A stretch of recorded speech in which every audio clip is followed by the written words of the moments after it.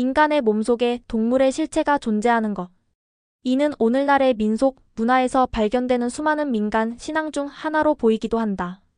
그러나 자세히 살펴보면 단순한 미신뿐만 아니라 동물과 그것의 상징적인 유산에 신성한 가치를 부여하며 구축된 고대 종교 등 더 복잡한 양상을 띈다는 것을 알 수 있다. 먼저 야수 전사들에 대해서 알아보자. 베르세르크로 알려진 야수 전사가 있는데 이는 북유럽 신화의 일부다. 베르세르크는 북유럽 신화의 최고신 오딘과 연결되어 신성한 의미가 부여되었다. 오딘은 분노나 경로를 뜻하는 말로 북유럽의 여러 나라에서 보탄, 보덴 등 다양하게 불리나 모두 신성을 지닌 자의 성스러운 분노를 의미한다.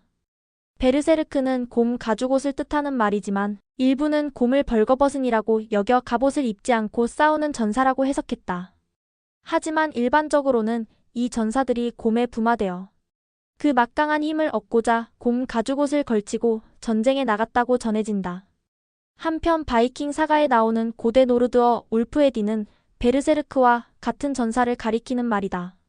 다만 늑대 가죽옷을 걸치고 늑대의 혼에 부마되는 것이 다르다. 그들의 기원은 정확하게 알 수 없다. 이에 관해 처음으로 전한 이는 로마의 역사가 타키투스다. 그는 게르마니아라고 불린 광대한 지역에 이러한 전사들이 있다고 전했다. 어쨌든 베르세르크와 울프헤디는 밀접한 관계가 있고 두 용어는 점차 서로 교환되고 혼용되었다. 가령 10세기의 운문 에다에는 천둥의 신 토르가 늑대, 여자로 묘사된 베르세르크의 여자들을 전멸시켰다는 이야기가 나온다.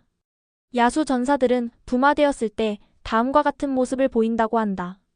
그들은 막강해지고 난폭해지며 수치심과 도덕관념이 없어 술판에서 진탕 마시고 난잡하게 논다. 늑대 인간의 이러한 모습은 말레이인의 아모크 증상을 떠올리게 한다. 여러 출처에서 설명하는 베르세르크의 주요 특징은 다음과 같다. 야만적인 동물혼이 육체로 들어와서 스스로 동물 곰이나 늑대가 되었다고 착각한다. 이후 극심한 흥분이나 무아지경, 난폭한 상태가 된다. 호전적인 성향을 시험하는 입문식을 거쳐 베르세르크가 된다. 예를 들어 타키투스는 다음과 같이 전했다. 카티족에서 그 조직에 들어가려는 자는 적을 죽이기 전까지 수염과 머리카락을 자를 수 없었다. 타이팔리족의 젊은 남자는 멧돼지나 곰을 잡아야 했고 헤룰리족은 무장하지 않은 채 전투에 나가야 했다. 이러한 시험을 통해서 입회 희망자는 야수가 되는 자질을 갖추며 무시무시한 전사가 되었다. 다시 말해 맹수처럼 행동하며 마술적이고 종교적인 힘을 흡수한 초인이 되었다. 베르세르크들은 조직의 규율에 따라 행동하고 일반 공동체와는 완전히 다르게 생활했다. 무엇보다도 전사가 몸에 두르는 동물 가죽은 야수로 변해 그 괴력을 얻기 위한 도구로 여겨졌다. 그리고 전사는 정신과 행동으로 표출되는 자신의 변신을 확신했다. 물론 그 부마의 영향이 어느 정도인지는 알 수 없다. 오늘날 우리가 이해하는 부마와 비슷한지 아니면 약물을 비롯한 다른 요인들의 효과가 나타난 것인지 알 수 없다. 또한 부마되기 전 야수 전사들의 정신, 육체 상태가 어떠했는지도 짐작할 수 없다. 어쨌든 북유럽 전사의 원형인 베르세르크 부대는 언제든 전쟁에 뛰어들 준비가 되어 있었고 아무리 적이 막강하고 위험해도 개의치 않았다. 특히 일부 신화에서는 오딘을 섬기는 부대로 서술되었다. 윙글리 일족의 사가는 베르세르크들을 다음과 같이 묘사했다. 오딘의 사내들은 갑옷도 입지 않고 늑대나 개처럼 격분하여 앞으로 나아갔다. 그들은 방패를 물어뜯었고 그 힘이 곰이나 황소처럼 막강했으며 적을 전멸시켰다. 불도 새도 그들을 멈추게 할 수 없었는데 이는 베르세르크의 분노라고 불렸다. 이처럼 야수 전사들은 환각과 폭력이 동반되는 비정상적인 힘을 지녔다. 오딘의 전사에게 부여된 신성함은 북유럽의 그리스도교가 도래하면서 사악한 이미지로 바뀌었고 전사들은 악령에 부마된 자들로 여겨지게 되었다. 베르세르크에 대한 구마의식은 극적인 양상을 띠었다. 13세기 중엽 아이슬란드의 바츠달루르 주민의 사가는 프리드레크 주교가 야수 전사 2명을 물리친 일화를 전한다. 그때 프리드레크 주교와 코드란의 아들로 비드포를이라는 별명이 붙은 토르발드가 아이슬란드에 도착했다. 얼마 후에 다른 배로 베르세르크 2명이 왔다. 둘 다 호크라고 불렸다.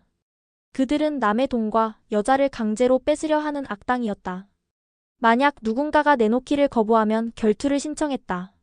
그 두 베르세르크는 개처럼 짖어댔고 방패의 모서리를 물어뜯었으며 맨발로 불위를 걸었다. 올라파 다 호카길은 겨울밤에 친구들을 집으로 초대했다.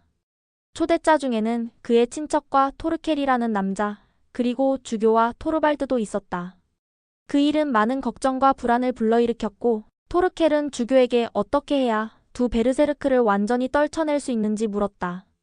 주교는 사람들에게 새로운 신앙에 귀의하고 세례를 받으면 악령을 물리쳐주겠다고 약속했다. 토르켈은 주교가 사람들에게 기적을 좀 보여준다면 설득하기 쉬울 것이라고 말했다.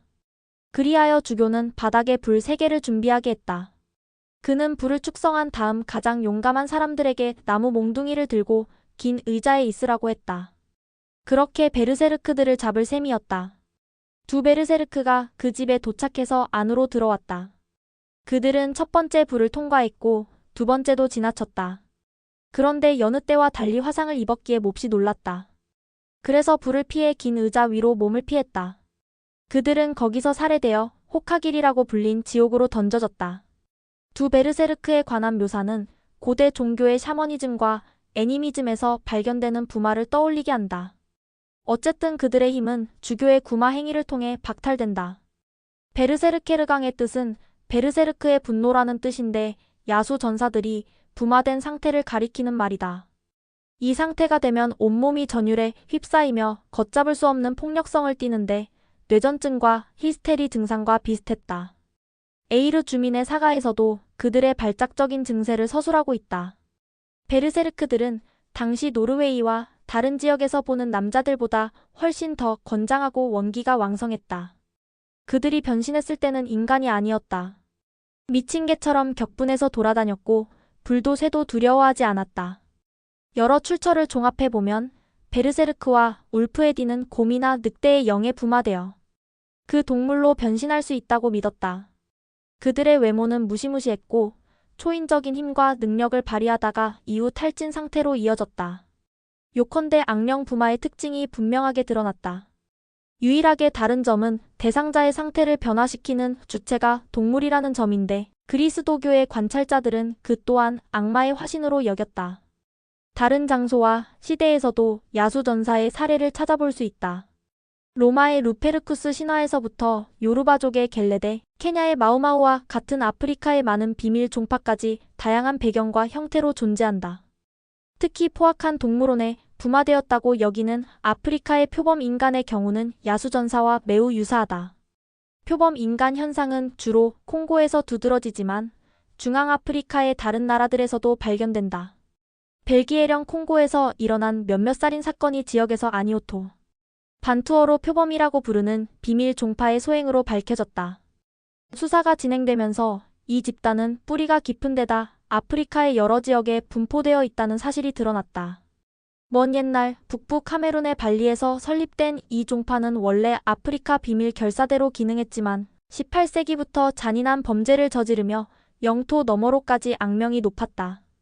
표범 인간과 같이 동물원에 부마된 자들이 잔악행위를 저질렀기에 당국에서도 조사했다. 식인 풍습을 실행하는 그들의 특이한 부마 형태는 큰 충격으로 다가왔다. 민속학자 모리스 들라포스는 아프리카 흑인 문명에서 표범 인간은 부마된 미치광이가 아니라 냉혹한 집행자로 자신을 드러낸다고 강조했다. 그들은 명분 있는 음모에 복종하는 조직의 일원으로 자신을 인식했고 야수가 그들 안으로 들어와 돕는다고 여겼으며 범죄에 대한 죄의식을 전혀 느끼지 않았다. 그들은 작전을 수행할 때 특이한 복장을 갖추었다. 표범 가죽 옷을 입은 것이다. 그리고 끝이 아주 뾰족한 쇠 발톱 무기를 양손에 끼고 몽둥이를 든다. 몽둥이 끝은 표범의 발자국과 같은 흔적을 남기기 위해 동물의 발 모양으로 깎아놓았다. 어떤 경우에는 얼굴에 황토를 바르고 검게 칠한 나무 껍질 가면을 쓴다. 서양의 관찰자는 표범 인간들이 흥분했을 때 발작 증세를 보이고 힘과 용기를 얻기 위해 인육을 먹기도 한다고 전했다. 또한 그들은 인간의 살과 피를 먹으면 어둠 속에서도 잘 보는 능력이 생긴다고 믿었다. 표범 인간은 1930년 말경에 공식적으로 사라졌고 이후 정치 및 민족주의와 관련된 사건, 사고에서 다시 언급되기도 했다. 여하튼 사라져가는 부족 문화와 함께 역사의 뒤편으로 물러갔다.